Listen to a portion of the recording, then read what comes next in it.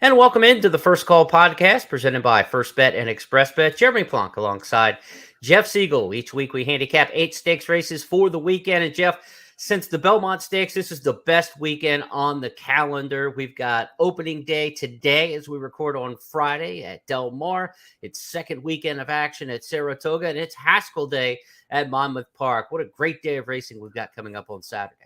We really do. Monmouth Park's got a couple of critical grade ones. Saratoga is Saratoga. And Del Mar, I tell you what, I handicap the entire card for Express Bet for Del Mar. I do it for Saratoga as well. But I never had to work so hard at Del Mar. Where are all these horses coming from? Every race overfilled, and a lot of 2-year-old racing there. So I really spend some time. I'll post that tonight for those who are going to go down tomorrow at Del Mar, and then of course we've got all the other races covered here on this podcast. So lots of good gambling coming up this weekend. You mentioned earlier this week that if you're not working hard, you're miserable. So the fact that you were working so hard means you must be joyous and over the moon, Jeff.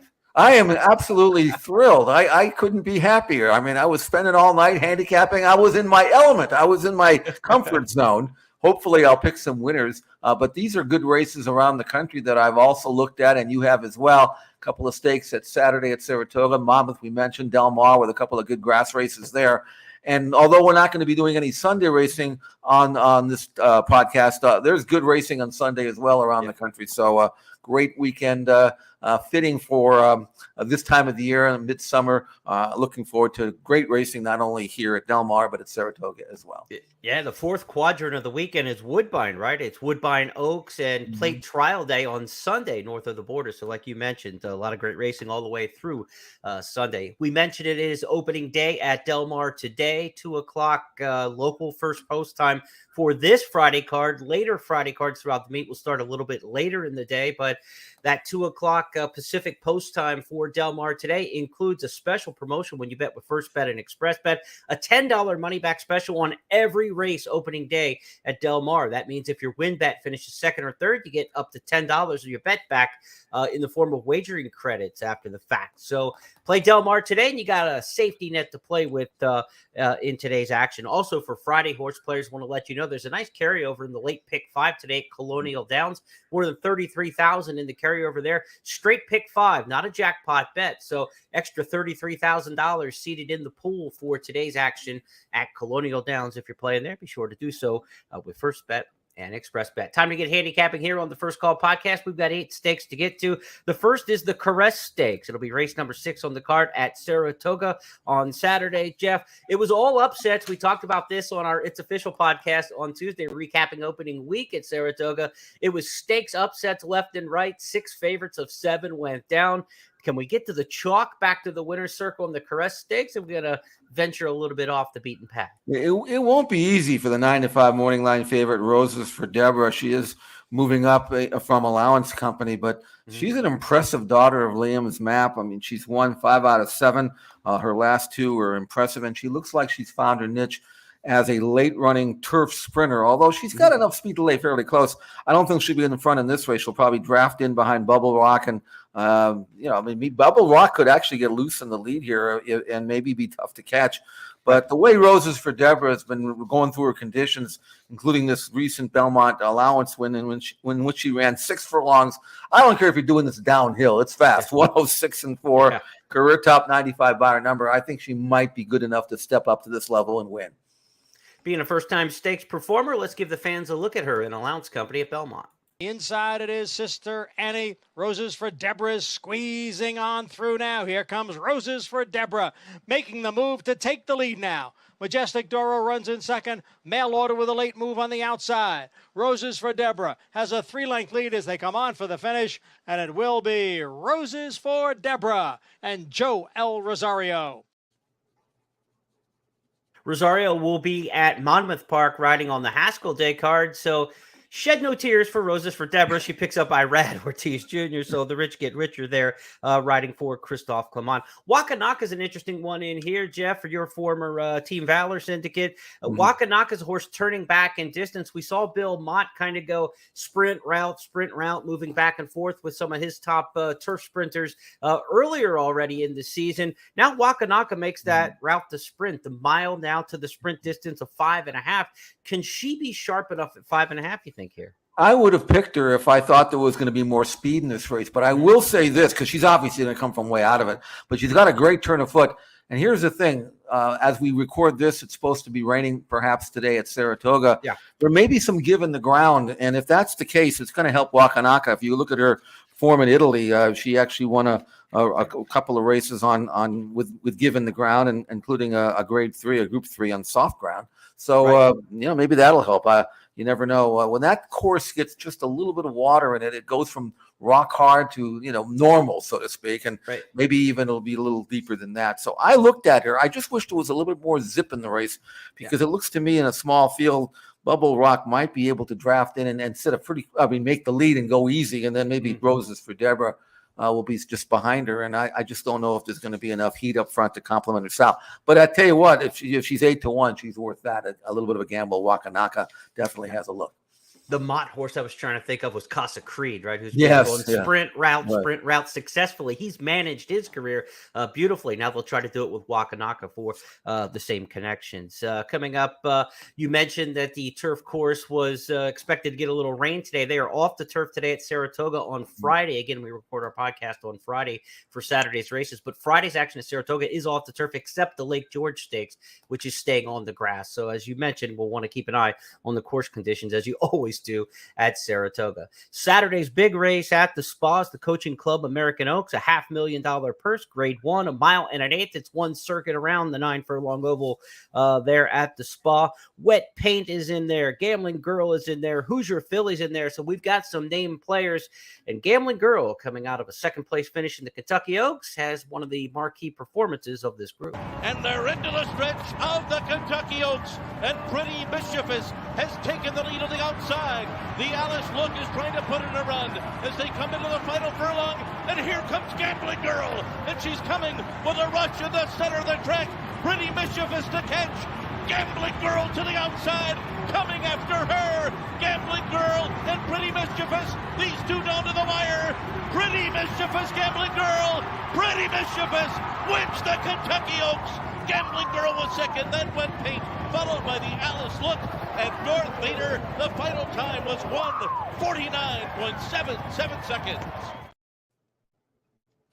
In fourth place, Oaks finishers are back in a rematch. Of course, Hoosier Philly did not run in the Kentucky Oaks, but she's gotten back on the beam in her more recent starts, kind of what we expected to see from her as she fell off form at the beginning of her 3-year-old year. So this is a really interesting crossroads kind of race at a crossroads distance, 1.1 miles here. They're not stretching out to, the long route performances here, not trying to go the 1.25 miles or anything like that. Who do you see shaking out in this one? Well, I'm going to do Tom Amos a favor by not picking Hoosier Philly, because whenever I pick her, you can't find her. Whenever I try to beat her, she wins off by herself. So good luck to Tom and Hoosier Philly. And she's going to make the lead here. That's pretty clear. Although she's not going to go 25-1. I mean, that's what happened in the Monomoy Girl. And they kind of gifted her that win, and she took well advantage of it. But I have a hunch, she's looking lucky is going to be by her side. Not in front of her, but at least making her run a little bit the first part. Right. Now, I have an issue with Gambling Girl. I'm picking her to win, but I need your input on this one, Jeremy, because I'm looking at Gambling Girl, and she's run 10 times. We just saw it. That was a fantastic run in the Kentucky Oaks. She angled wide. She finished well. She was not hanging. She just ran out of room. A career top buyer number by more than 11 points. So she really ran a legitimate race. And I like the fact that they gave her time off since that race, because she really laid her body down. But here's my issue. You look at 10 races, 9 of them wouldn't win this one, but the last one probably would. So do you trust Gambling Girl to come back and run back to that obviously very good race that we all saw? Or is she going to regress to the means here, to the norm? I don't know what to do with her. I'm going to assume that Pletcher's got her ready. It's strange that he kept her at Churchill to run to work. I'm just not sure. I can't grasp this one. I'm picking her to win because that was the best race I've seen a filly run, other than Pretty Mischievous. So, where do you stand on her? She's going to be an underlay, I think. She's lost 6 in a row, right? I mean, I know she narrowly lost the Kentucky Oaks, but she has lost 6 races in a row. One of those was the Wet Paint and the Honeybee. If we get a wet track, then obviously Wet Paint with that 3-for-3 record is really an off-track runner, So, Gambling Girl to me is going to be too short of a price. I don't think the value is there. And so I would try to find somebody else to beat her. Obviously, respect the form. She's been there every time. Top 4 she fires, but she's been beaten in 6 straight races. As we mentioned, she's 2 for 10 lifetime. So to take a short price on her, I wouldn't do it in there. She was 13-1 in the Kentucky Oaks when she was runner-up. Wet Paint in that same race was 8-5. You're going to get a flip in the prices this time. Gambling Girl is going to be much shorter than Wet Paint in here. So, let's take a look at the conditions. If it's a wet track, obviously Wet Paint's probably going to get bet. People see that 3-for-3. So, kind of wait, see what the conditions there. But I'd be against Gambling Girl at a short price in this particular spot. And here I respect her, but she doesn't have to win this race, and you don't have to take a $5 mutual to find out if she's going to. And I think she'll be in that $5 range. I'm not sure what to do with South Lawn. The races at Fairgrounds were exceptional. Then the Kentucky Oaks was just such a poor effort in that race. Bit of a troubled start, but from the inside, Florent Drew, a pretty aggressive rider. I could see South Lawn being sent pretty hard because you get that 1 1/8 that starts near the clubhouse turn. You want to secure the position. So I would expect South Lawn to be in this race earlier than maybe the running lines suggest. And that would probably keep her around a long time. I wouldn't be surprised if South Lawn bounces back here and runs a good one. Bullet workouts for Norm Cassie, Cassie's horses, Norm, not his father, Mark, but Norm's horses tend to either run through the bridle or, you don't get the big effort from them. A little on the more inconsistent side, but man, when they run brilliant races, they run just incredibly brilliant races. I wouldn't be surprised if South Lawn's not the bet in here at the price here, Jeff. A horse whose high end looks good enough to win this, but its bad end is, off the board in this particular race. Yeah, well, at 9-2 in the morning line, you can probably gamble. If you think it's one or the other, then 9-2 is a good price, right? Yeah. And I could see her from the rail saving ground right behind the leaders, and just a matter of how much pressure Hoosier Philly is going to get. But I think at 1 1/8, even if she gets a long, lonesome type of lead, that still might be stretching her limit. So, like I say, I can't get with Hoosier Philly. I really don't know what to do with Gambling Girl, so I'm at a loss. If you want to talk me into Southland, I'm all ears. Trust me. I want at least that 9-2 though. If you're going to beat Wet Paint, if you're going, Brad Cox, if you're going to beat Todd Pletcher, you're going to line up. Then you're going to beat Hoosier Philly, whose brilliant races are awfully good. You're going to beat those 3. You better get more than $11 to do it. So I kind of want to watch the tote there, but South Lawn at the right price could drag me in, and it wouldn't be kicking and screaming there in the Coach Club American Oaks. Let's go to Monmouth Park, where it's Haskell Day on Saturday, biggest day of the racing year in New Jersey for the thoroughbreds.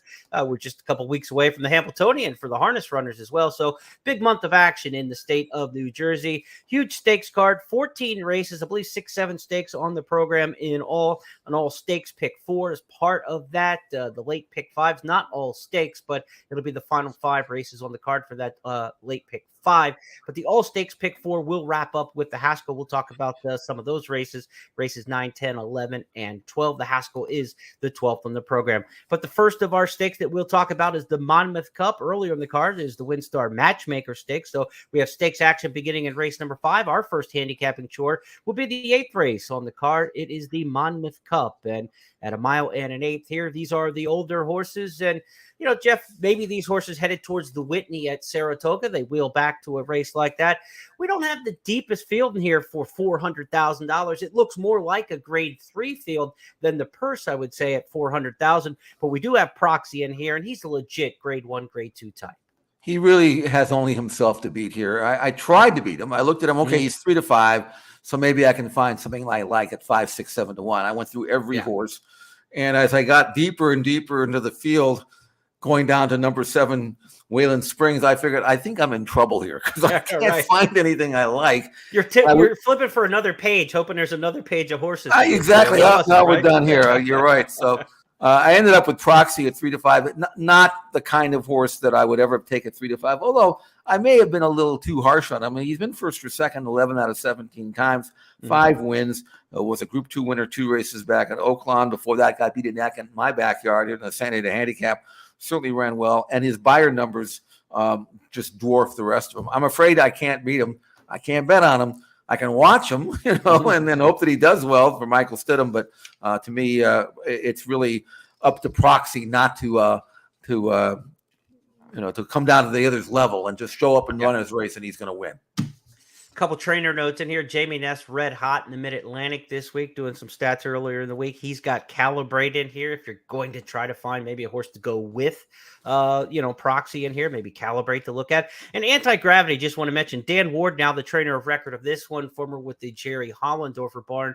You're very familiar with Dan Ward. It might be a new name in the program to, horse players, but Dan Ward's been Jerry's assistant for 3 decades or so. A guy you know very well, I'm sure. Yeah, and before that, he was Bobby Frankel's assistant, and I knew him when he was a young guy working for Bobby. And we're talking about the early 1980s. I've known Dan for 40 years, and he is a really good guy, and he's a very sharp guy. And I always often wondered why he wouldn't have gone out on his own earlier, but he's one of these, I just want to train. I don't want to have to deal with owners and stuff like that. I would just rather just be the back guy and do all the work. And he loves working with the horses, and he is an exceptional horseman. Now that he's on his own, I'm hoping that he does well. To responsibilities that he's going to have that he didn't have to worry about before. But he's a good guy, and I'm wishing the best for him. Now he's got to be on the phone with owners all the time. Too, like me, So Anti-Gravity for Dan Ward there in race number 8 at Monmouth. The All Stakes Pick 4 kicks off next in race number 9. It's the Wolf Hill Stakes. If you want some analysis of that Pick 4, I've got a ticket and analysis of the 4 races 9 through 12 up at expressbet.com and news.first.com. So you can check out my Pick 4 that we're attacking, starting with the Wolf Hill in race number 9. Kind of a tough race to handicap the 9th ahead of time because 3 horses are cross-entered in the Van Cleve Stakes at Colonial Downs on the same day. So for the purpose of the podcast, we're going to move ahead to the next race on the card then. Race number 10, the Molly Pitcher. And this one's got a superstar in the returning champion in this race, Search Results, one of the top mares in the country. She's earned $1.6 million. She's running 4 straight grade 1s, including the Breeders' Cup Distaff. Last time out, she looked like she was home in the grade 1 Phipps, but it took a big effort from Clairiere to come and get her. And they're at the quarter pole. And here is Search Results on the outside to take a narrow lead. Overplayed hard. Past the Champagne. Moves off the rail. Clairiere is now coming on the outside. It is Search Results and Played Hard. They are 1-2 moving for the 16th pole. Clairiere on the outside continues to gain. Search Results trying to hold off Clairiere. Here comes Clairiere. Search Results right there. It's the courageous Clairiere to win the Ogden Phipps. So Clairiere got the victory that day. She's back in the Shoe V, not going to the Shoe V as Search Results. She finds the Molly Pitcher here for $500,000 in grade 3 company in a race that she's already won 365 days ago last year. So Search Results where she belongs in here. Joel Rosario down the ride, picks up the mount here as Flavian Pratt stays at Saratoga. So a good pickup here for Search Results for Joel Rosario. She's going to be awfully tough in this particular spot, Jeff. And she's got to carry a whopping 118 pounds in this race. She's actually getting weight from most of these. I love the way the conditions were written. I'm sure Chad Brown did as well. You mean I can run this mare for $500,000 and I get? I think we'll go there. Yeah. Plus, he knows she likes the track. So Search Results 8-5. I can't see her at 8-5. I mean, I think she's going to go even money or less based on the company line she's been keeping, and she's been running really well. I mean, I also like the fact that she's had 42 days off since what had to be a heartbreaking, hard, taxing, gut-wrenching race, and she certainly seems to have or should have been able to get over that by now. And with the tactical speed that she has, she always seems to have every chance, and she's going to have one here. So for me, a very short price, logical top pick, and I expect her to win. That's number 4, Search Results. The X factor in here is Love, the Godolphin runner by Medaglia d'Oro out of Velvety. Brendan Walsh trains off 3 straight victories, has won those by about 28 lengths, the 3 wins at Keeneland, Churchill, and Ellis. So did the Tour of Kentucky in those 3 wins, maiden, allowance, and in a little tougher allowance group last time out at Ellis in the slop. So it's going to be the class test for this 4-year-old filly. She's only had 4 career starts, 3 blowout wins. I give her a slight upset chance because she's going to be in front of search results, I think. And if you're going to beat search results, we saw that, she got run down in that last one, but she's idled a couple times in her starts, over the years. And so if she's sitting second and kind of idles, the horse in front of her, I think, is the most dangerous one throughout. And that could be Loved. If there is an upset in here, you get Gaffleon, you get Walsh. They've had an incredible 2023 together. These two teaming up in races this year. So I give Loved a little bit of a puncher's chance in here, but absolutely Search Results is definitely the one to beat. And I think 3 to 5 is probably more realistic. Yeah, I wanted to pick Love. I've been here. You have a lightly raced, beautifully bred Medaglia d'Oro filly. She's won her last races. She's got tactical speed. She's numbers aren't there yet, but she's getting better. I mean, who's to say she can't reach this? I looked at her races and looked at the company lines, and I just couldn't pull the trigger on her. Right. I think she'll run second, but I mean, Search Results is no empty stall. I mean, she's not someone you just push over, and she's going to put up resistance. And I think Loved going. This is literally going from an allowance race to a Grade 1. Let's face it. Search Results, And so, I mean, Search Results is not a great 3-horse. So I think Love will run well, but I do think Search Results definitely has a significant edge. We'll see if the track carries speed as it typically does on Haskell Day. I mean, Monmouth's a speed favoring track to start with, but on Haskell Day, it's exceptionally speed favoring over the years. We'll see on the undercard. By the time we get to that race on the card, we'll know how the track is played throughout the course of the day. And if we get any weather Friday or Saturday there in Oceanport, that could obviously change the conditions. If it's a drying out racetrack, it can be very tiring at that point and not carry speed. But historically, when you handicap Haskell Day at Monmouth, you want to find yourself some speed as the track has played out over the course of the years.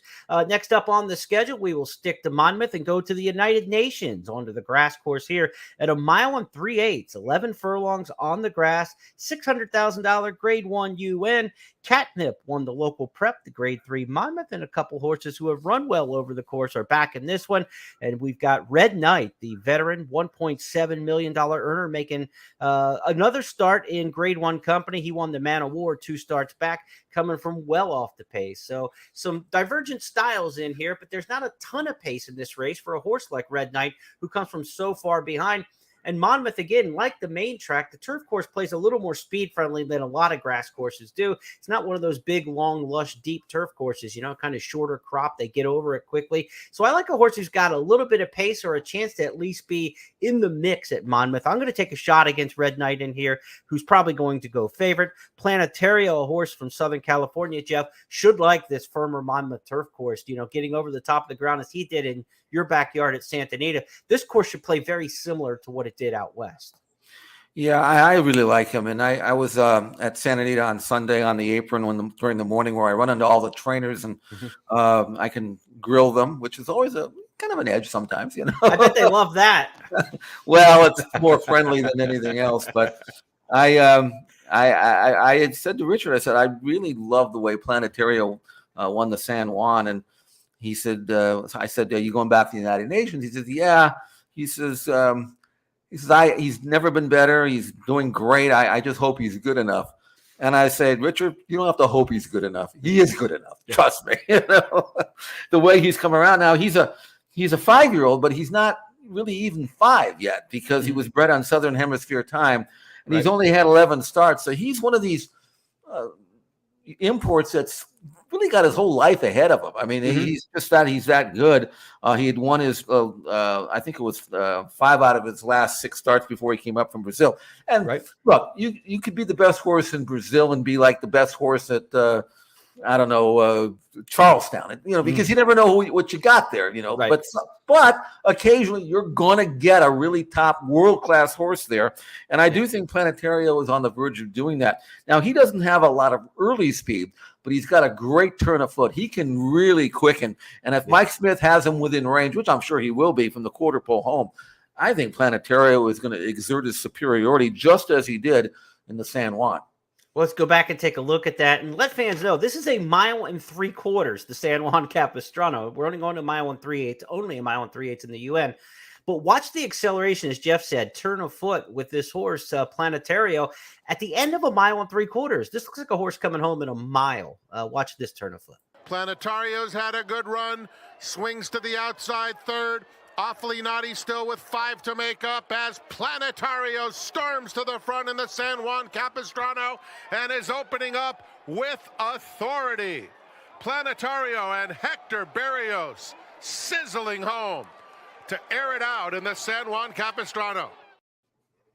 That was impressive. That was a no doubt about it performance. A similar effort in the United Nations is going to make Planetario awfully tough. If you say, look, Mandela's had some good Brazilians over the years. Think Sandpit going back in the day. Sandpit won this race, the United Nations, Brazilian import. I'm not saying this horse is Sandpit, who went on to win turf, dirt, didn't matter. Was just a superior grade 1 kind of horse. But Mandela's done it before. He knows the path here. He gets Mike Smith to ride this time. And under 124, they'll carry Co-Top Weight in here. Also, Red Knight carries 124, as well as Catnip. I like Catnip's race last time out, Jeff, in winning the Monmouth Stakes locally, and the preps run well. There's not a lot of speed in this race. And again, I think the turf course at Monmouth is going to carry horses towards the front a little farther than maybe they look on paper. I thought So High the 2 and Ocean's Map the 4 might be the horses that want to set the pace, with Catnip sitting right there. So I think Rosario's got a shot to have Catnip right in the mix. The Kitten's Joy part of it, you say, we'll get the 1 3/8. But the bottom of the pedigree out of a Silent Name mare, that's more of a miler pedigree. So we're going to need a soft pace and a good trip, I think, to get the 1 3/8 with Catnip. That's where I took my shot in here, just from a pace play. And I think we'll get a fair enough price. I think Planetario and Red Knight will probably be the top 2 choices. Catnip probably third choice on the tote. And that's the way I went in there. But Planetario's top race looks awfully, awfully tough. Well, I'll tell you what, I like Planetario, but I'm a lot more, personally, as a handicapper, I'm more afraid of Catnip than I am of Red Knight, based on the race shape and everything else. Plus, you've got a gelding here, Catnip. He's only had 7 starts with 4 wins.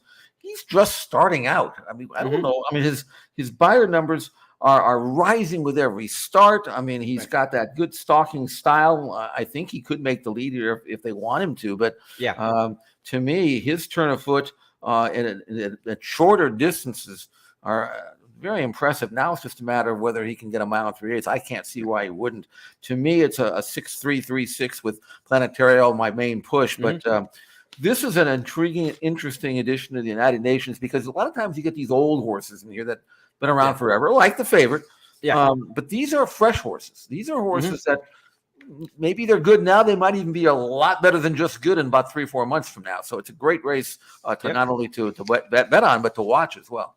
And I think Yamato is the one of the 3 Mike Makers in there that I like the best, and I think he might be the best price of the 3. He's going to rebound. I think he'll run a good effort there. A horse who was claimed a couple starts back, and these are the kind that Maker claims for like 50 and turns out to be grade 1, grade 2 turf marathon types. I give Yamato a shot to hit underneath in there, so if you're looking for the exotics, consider that one in the United Nations.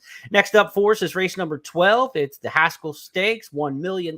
This is the first of the big summer return races for the Triple Crown horses. Of course, Jim Dandy will be the prep coming up in a week's time towards the Travers, which will be at the end of August 26th, I believe, this year for the Travers Stakes. Certainly, you could go Haskell, Travers, and do both.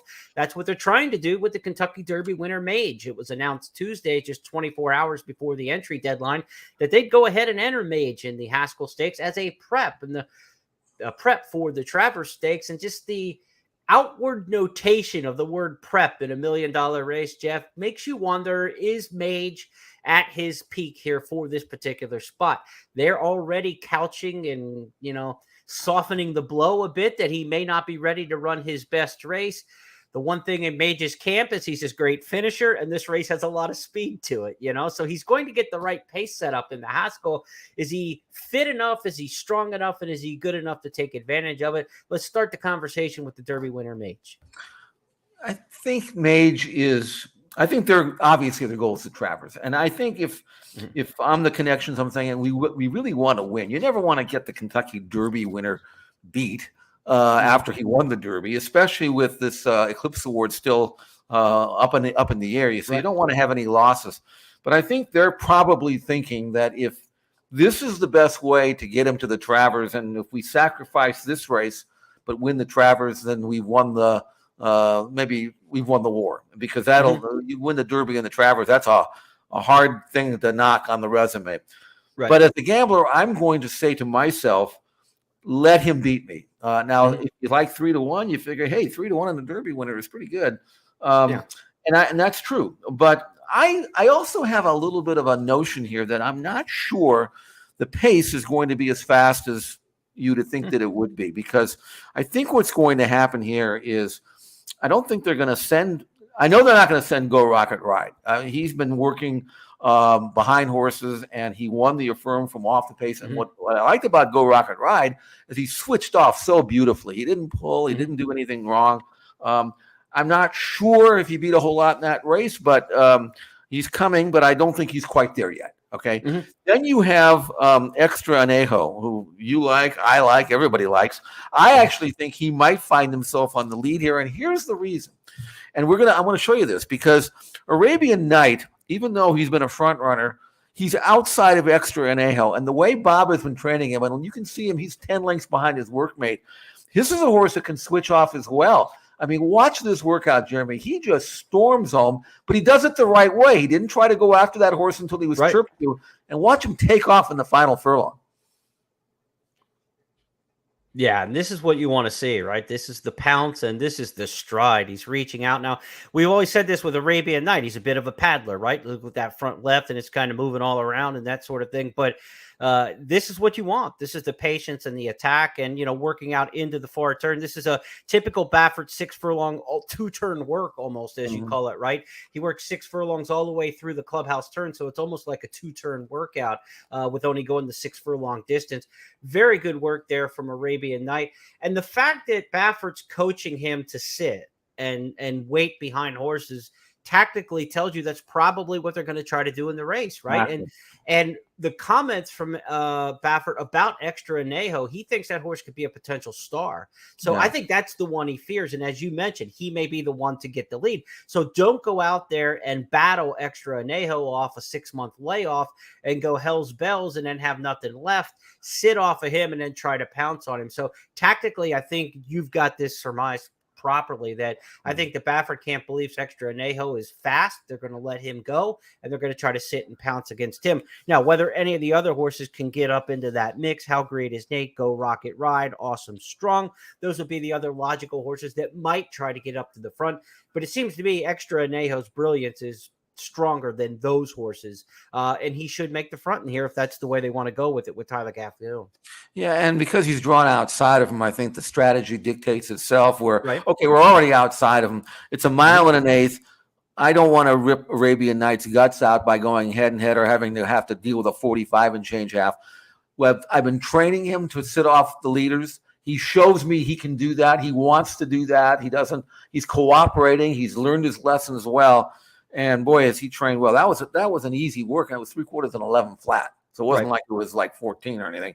So with Extra Anejo, who may or may not be a true mile and eighth horse, you always have to look at the Into Mischiefs and wondering how far they really want to run. Sure. Let's give Extra Anejo the lead. Let's just use him as a prompter, just as we simulated in a workout, and then we'll try to go get him in the final furlong. And other than that, that's the way I see it. It's a tactical race. It's a good race. I think what we're going to find is horses like Tapit Trice and those kind, maybe even Mage, they might be up against it here based on the fact that you've got two fresh, developing, lightly raced, improving, and incredibly talented colts in the race that they haven't had to see.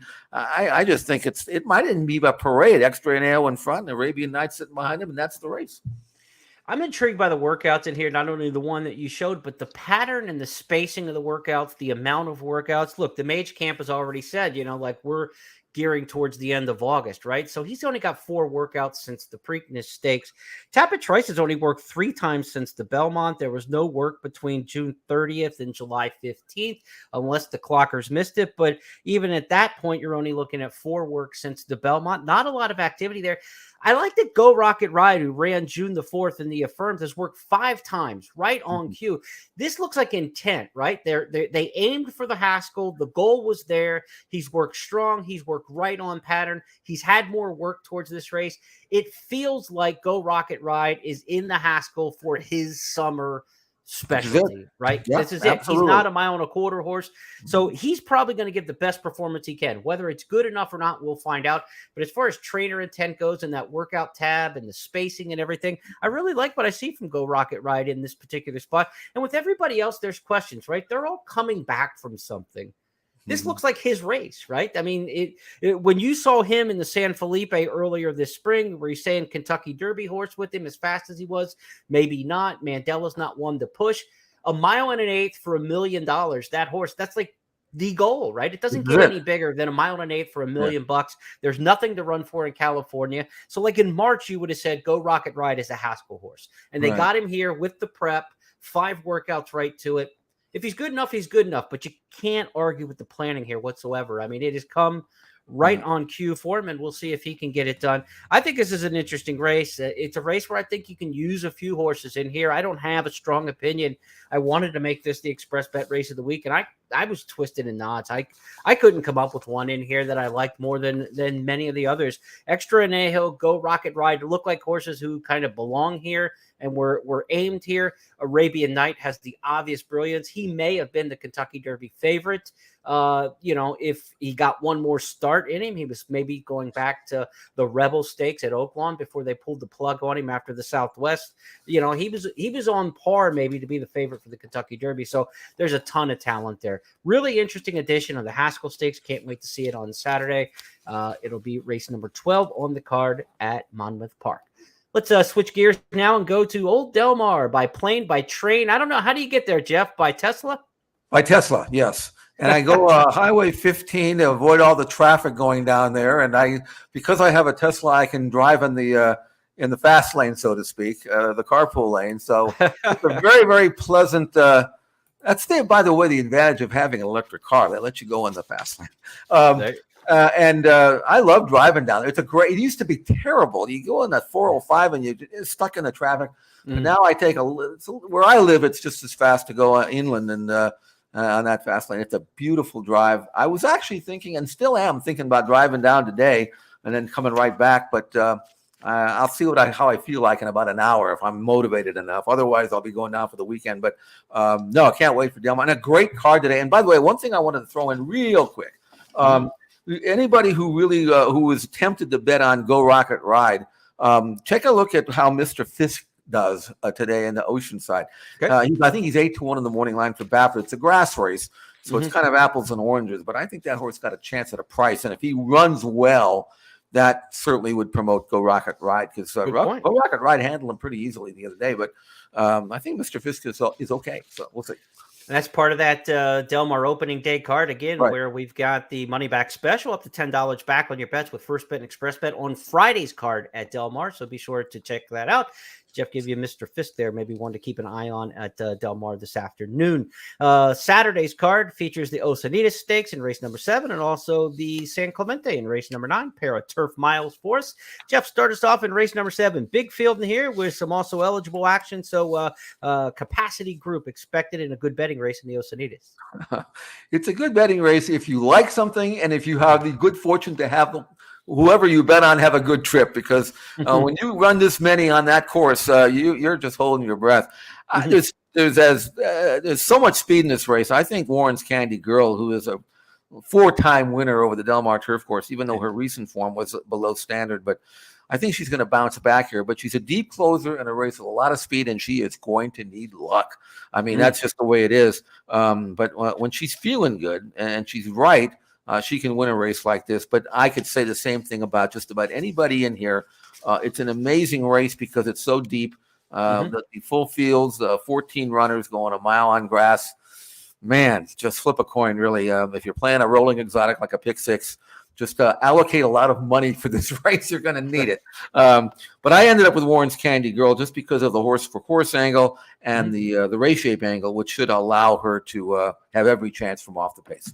It's funny when I saw her name in the entries. I'm like, what is she, like 11 now? It seems seemed like she like runs in every big. Yes, I I couldn't know. believe when she was 5 and she's only made 23 starts because I think I've seen every single one of them, and they seem like they're all at Del Mar on the You know what grass. it is? You know what the problem is, Jeremy? Craig Lewis has got about 19 Warren horses in his That's mind. probably what it is. That's what's Probably you're confusing thinking me. of some of the other Warrens, whatever. So, How about Nevisian Sunrise in here? We've got a horse who was formerly with Chad Brown, now with Michael McCarthy, going west, the ship and win, so some extra incentive there and money on the line, perhaps. How do you think that East Coast form? It's been a long layoff. We've not seen Nevisian Sunrise since Saratoga 2022, coming off a year layoff. But how do you think the East Coast turf form matches up when they head west? oh, I think it's fine. I mean, the layoff. She's been out for almost a year.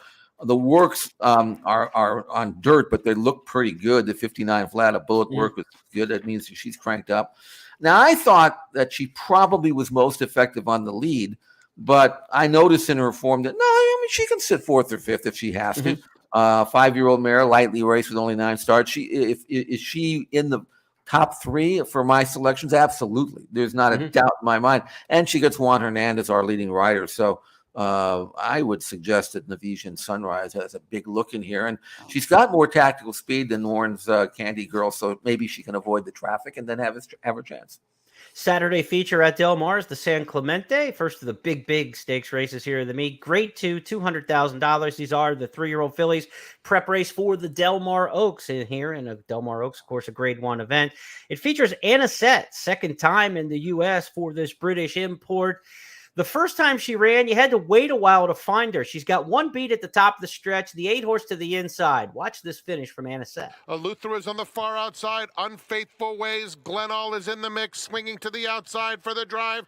And from the back of the field, Emerald Lake trying to thread through traffic. They're in the final furlong, and it's Lady J short lead. Unfaithful Ways getting a clear shot. And from the back, here's Anisette. And Anisette with a bold, beautiful move along the inside. Anisette gets up to win. Heady ride there with a little bit of racing luck, but Flavian Pratt had a lot of horse under him that day. Umberto Rispoli will pick up the mount here on Anisette with Pratt riding on the East Coast. So, Jeff, are you back on Anisette or are you going somewhere else in a San Clemente? No, she owes me nothing. I mean, I handicapped that race, which was just an allowance race, and I'm now on as a 2.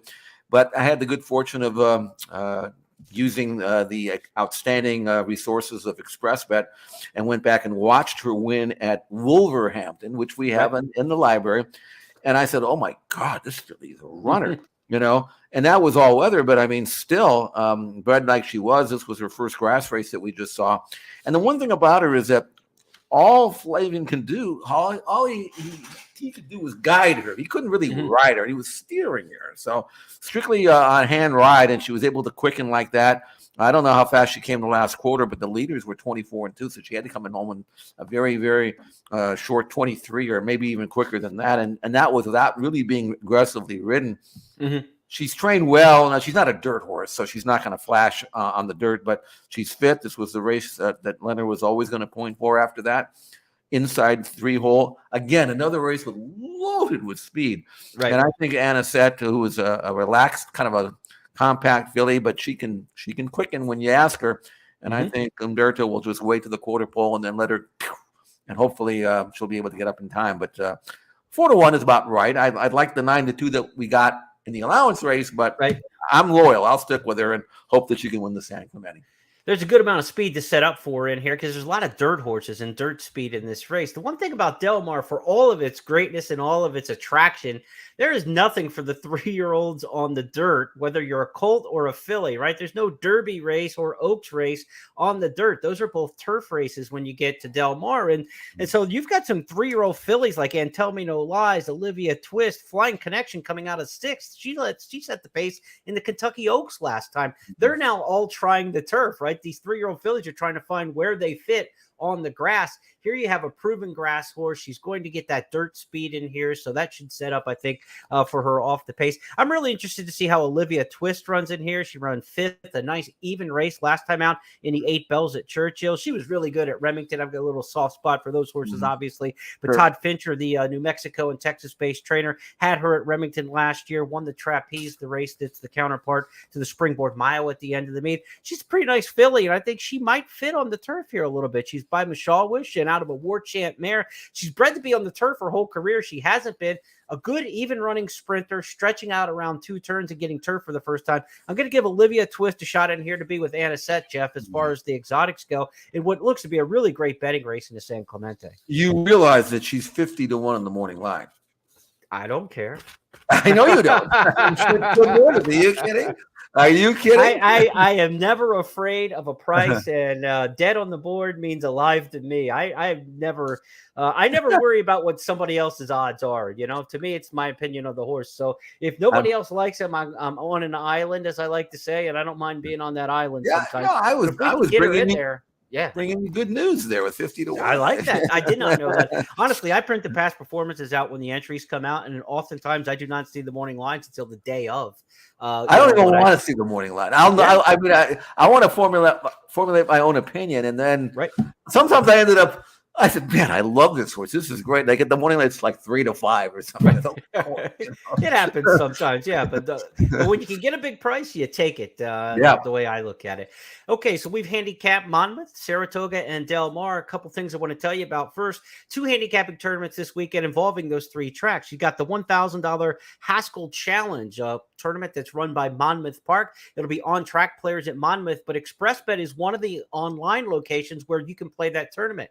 So if you can't get the Monmouth and you want to play in the $1,000 Haskell Challenge this weekend, you can do it online at expressbet.com. So take advantage of that if you're not in the area to get out to Monmouth Park. And then our handicapping tournament that's going on, probably 15 years now. Fun in the Sun is back for Saratoga and Del Mar. It's a $100 contest where your tournament play is 10 $10 win bets. It's 10 races at Saratoga and Del Mar every Saturday. The last 5 races at Saratoga, the first 5 races at Del Mar. It's the same every week. You don't have to wait for the contest races to be announced. Last 5 at Saratoga, first 5 at Del Mar. Top 5 finishers in each of the 6 weekly contests will qualify for the final table, which comes up the closing weekend of the Saratoga and Del Mar meet, the final Saturday of the meet. I believe it's September 2nd off the top of my head. But the top 5 each week will qualify for that final table. Last year, the final table prize was more than $17,000. So a lot to play for each week. Weekly prizes about $2,000 to win the weekly contest, and then a $17,000 prize pool last year in the final table. Depends how many people play, because 100% of the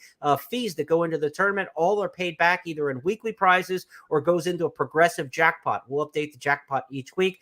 ExpressBet will seed the final table with $10,000 to start, and then all the tournament fees that come in over the next 6 weeks will add to that final total. We'll see if we get it up over $17,000 like it was last year. So be sure to play Fun in the Sun every Saturday. It's just $10 win bets. You get the pari-mutuel earnings. So if you make money on win bets the week but don't win the tournament, you're still getting cash back that way. A really fun tournament to play. The 4th year that we're doing the final table version of Fun in the Sun. You want some handicapping help for Saturday at Saratoga and Del Mar? Not only did you get Jeff's picks on the show, but here's the hat trick from Eddie Olchak, our handicapper for ExpressBet and FirstBet. Edzo's got 3 plays for you in his hat trick each Saturday, exclusively with FirstBet and ExpressBet. 2 of them at Saratoga on Saturday. The Spa, race number 5 to a T. At race number 11, he's got the 6, 7 Nation Army. He's also going to take you to Del Mar for race number 1, where his top pick is number 4, Tetsu. So if you notice, those races 11 at Saratoga and 1 at Del Mar, those are part of the Fun in the Sun handicapping contest. So if you're playing this weekend, need a little help with those 2 races. In the 11th, Eddie's going with 7 Nation Army. In the 1st at Del Mar, he's going with Tetsu. And if you notice when you get to your past performances, he's got a little feel for Robertino Diodoro on both coasts this weekend. So Edzo's looking for the Diodoro barn to strike for a couple. Fun in the Sun on Saturday. Also the big handicapping tournament, the $1,000 Haskell Challenge. If you like to play the harness races, again, we're getting close to Hambletonian Day at the Meadowlands. We've got a Meadowlands promo for you. You get up to a 10% rebate on Friday and Saturday night cards at the Meadowlands when you bet those with FirstBet and ExpressBet. So our harness players, be sure to get in on the action at the Meadowlands Friday and Saturday each week. Again, up to a 10% rebate. Jeff, a lot going on this weekend, Friday and Saturday. Opening day at Del Mar today, the big day on Saturday with the Haskell. And then on Sunday, it's Woodbine Oaks and Plate Trial Day. So a lot going on. And also Sunday, we've got the return of Nest, one of the top 3-year-old fillies in the land last year. She has not run since the Breeders' Cup. She'll be back in the Shoe V against Clairiere. We saw Clairiere win the Phipps earlier on the show in a highlight where we were showing off search results, the runner-up in that race. Only 4 are going in the Shoe V, but what do you make of Nest in her comeback as we say goodnight on this show? I want to see one first. This was her recent breeze. There wasn't a lot of spark in the work. I thought she'd pulverized this maiden who was on the inside. And I mean, she's not really being asked, but she's not pulling the jock out of the saddle here. She's being chirped to just a little bit. And she's had 10 works, so she should be ready by now. But then I look at the fact that she hasn't been out. She's obviously loves this track, but this is the first race back. You've got Clairiere, who's never been better. And if this is going to turn out to be a match race, which on paper it looks like it is, I gotta favor Clairiere. I gotta favor the ones who's already had the racing and the one that I know is going to fire. And let's see what happens, and we'll see. I hope Nest runs really well. We could use her in that division for sure, but you never know off the long layoff. So I want to see one first. That's the Shoe V on Sunday at Saratoga. The feature races Sunday at Del Mar will be the Cougar II and the Wicker Stakes. Jeff Siegel will have all that for you with his What You Need to Know from Saratoga and What You Need to Know from Del Mar each and every day on the Express Bet and First Bet blog sections. Be sure to check out that written analysis each and every day. On behalf of everybody with First Bet and Express Bet, my partner Jeff Siegel, I'm Jeremy Plonk. Have a great weekend. We'll be back on Tuesday to wrap it all up on It's Official.